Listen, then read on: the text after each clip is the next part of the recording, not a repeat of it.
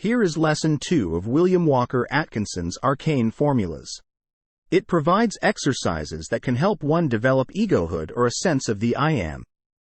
The text follows. To establish is to settle or fix firmly, to make steady, firm, or stable, to place upon a firm foundation, to ordain permanently and with authority, etc. Therefore is this formula, one of the oldest known to occultism, called establishing the ego. Its mastery imparts the sense and power of firm settlement and steady foundation of the consciousness of the ego, the identification of the self with the self. The arcane teachers instruct the neophyte that he must first of all develop this awareness of the ego, by degrees, until at last the ego consciousness may become the habitual and natural consciousness, at all times and under all conditions. Once firmly fixed, the ego consciousness never leaves one. Once found, it becomes a tower of strength in which one may ever take refuge from the trials of the personal life, and from which one may safely defy the things of personality. The first step of the formula is that of acquiring a clear, distinct, positive and absolute realization that the ego is not the body or physical organism, but is superior to and master of them. Even those students who have entered the plane of mental consciousness require additional drilling in order to escape completely and fully from the bonds of the physical body. The following exercise is recommended for this purpose. Exercise. Let the neophyte place himself in a quiet place, away from the disturbances and distracting influences of the outside world. Let him assume a position of rest, relaxing the tension from muscles and nerves. Then, let him fix his attention upon his physical body.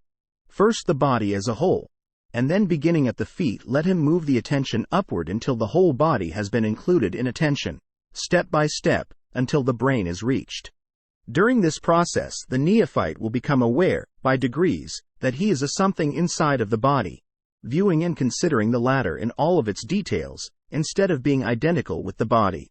There will be found a dawning realization that the body is but the physical envelope or sheath in which the ego dwells, or a garment which the ego has assumed for the conveniences of physical life. This realization will not come all at once, but will gradually dawn upon and in the consciousness, increasing by practice. When a degree of proficiency and realization of this stage has been acquired, then may the neophyte proceed to the next stage, as follows.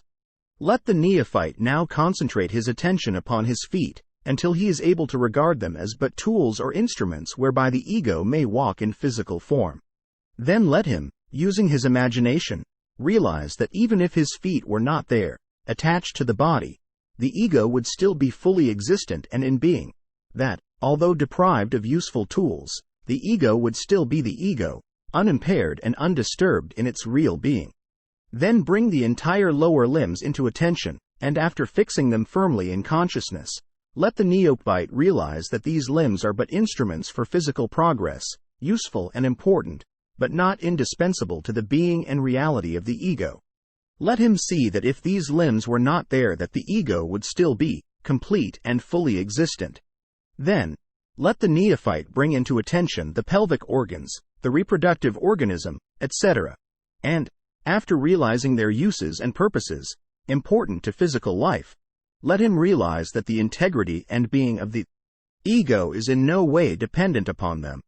Let him, in imagination, separate himself from them in consciousness, and thus realize that even if that part of the body were removed and missing, nevertheless the ego would be fully existent in its entirety of being. Then let the neophyte, in a similar manner, consider the abdominal organs, the stomach, liver, etc.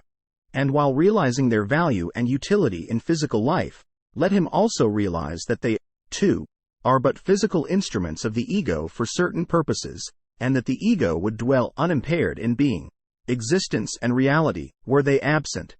Then let the neophyte likewise consider the chest organs, the lungs, etc., and while respecting and realizing their usefulness and wonderful adaptability to purpose, also realize that the ego would be full existent and real even if these organs or parts of the body were absent.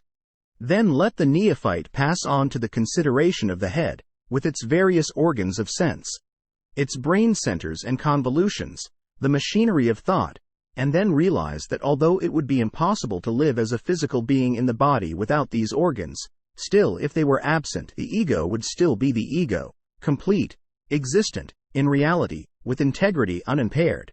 Then let the neophyte again consider the whole body as one organism, the wonderful instrument of the ego, adapted for physical life.